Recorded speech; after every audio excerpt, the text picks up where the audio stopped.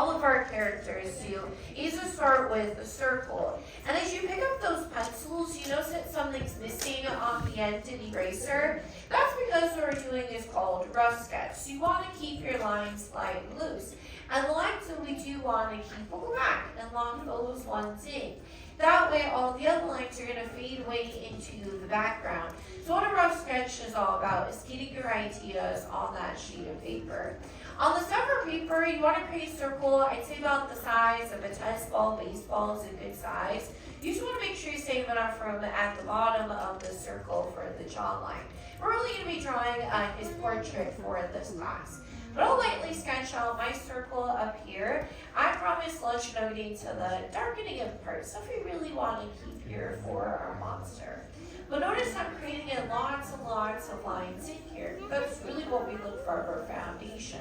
If you don't like one side, you can always round it out until you have it the way that you want it. And within our circle, we'll add in a few construction lines.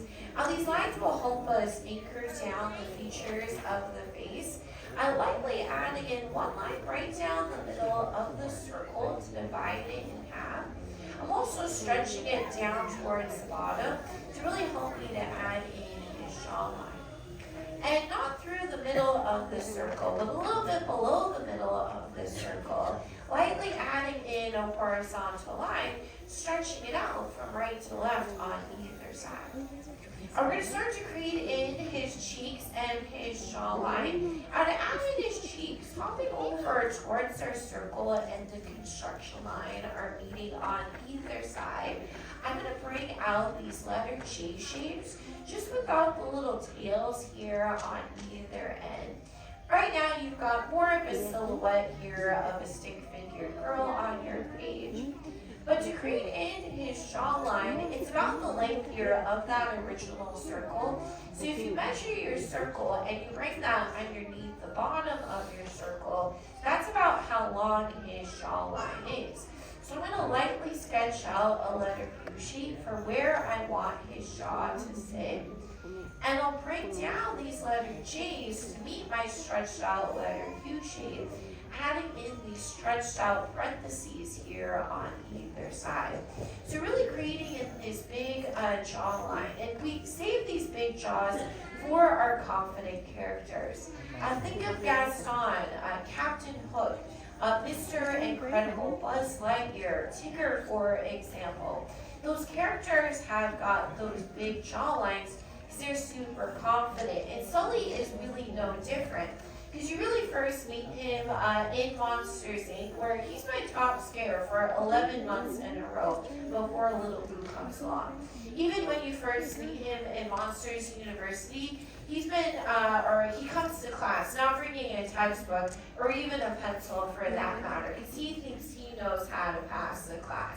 And then when he does borrow a pencil, he uses it as a toothpick. Very unsanitary stuff. We're going to start to add in some facial features for Sulley. Adding in his nose, just a great anchoring spot for a character. And his nose is a diamond shape here. By hopping right to where our two construction lines are meeting, I'm going to lightly sketch out this upside down letter V shape for a couple of diagonal lines. And I'll curve that right back in towards my center construction line by adding in a couple more diagonal lines. But I want to make sure that his nose is very rounded out here for him, because we save more of those sharper points and angles for what type of characters do you think? Yeah, the villains, the bad guys. And Sulley is not a bad guy, because what does Boo call him? Kitty. Yeah, Kitty. So you know he's got to be a nice guy with a name like that. But I'm also locking in his nose since it's something that I want to keep. So notice now how it's standing out from the rest of the under drawing. I'll give him some little nostrils here too by drawing in these little baby mountain peaks here on either side. You can also go back and even shade the nostrils in. But I want to give Sulley a great big smile and add in his smile, hopping over towards the side of his nose. And just on the outside of the circle, I'll give him a little smile line by drawing in a little rainbow shape. I'm just going to follow the curve here at the bottom of the circle, drawing in a stretched out letter U shape. And you want to keep his smile pretty close towards the bottom of his nose so you don't lose that big jawline of his. Even with a closed mouth smile, I'm also going to see a monster tooth peeking out here for him by drawing in a little shark fin, or you can also think of it as you're adding in a candy corn piece. But I'm going to give him a little lip line here too by hopping here underneath his smile and sketching out a letter U shape here underneath.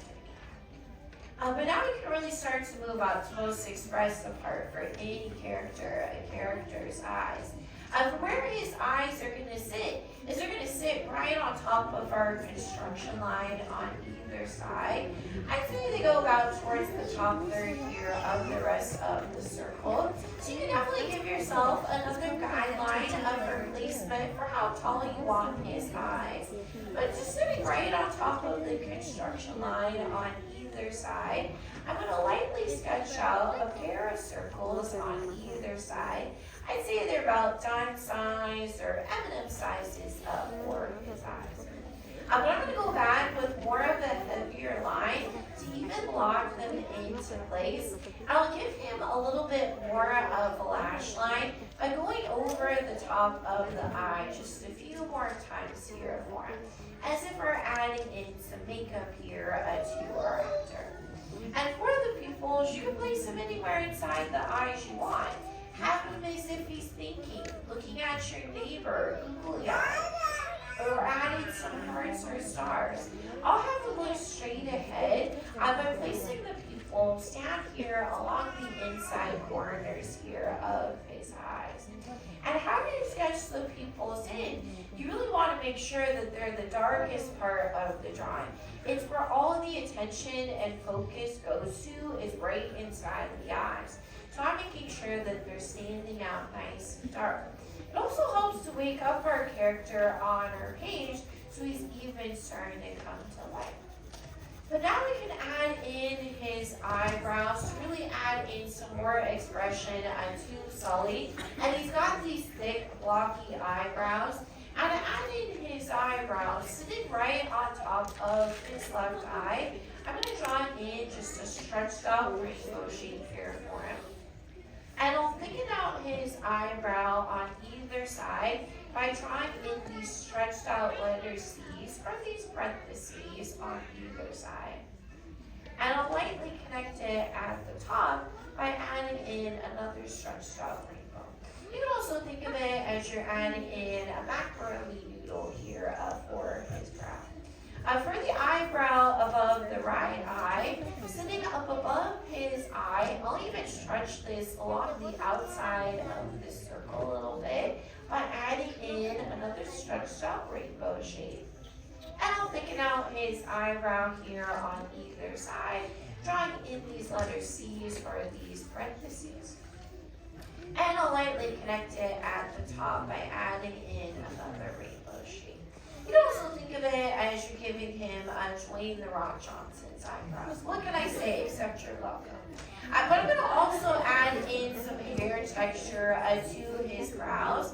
And that's by drawing in these little shark fins, or you can also think of it as you're adding in these little blades of grass here along the sides here for him. And Pixar creates brand new programs when they create all of their films.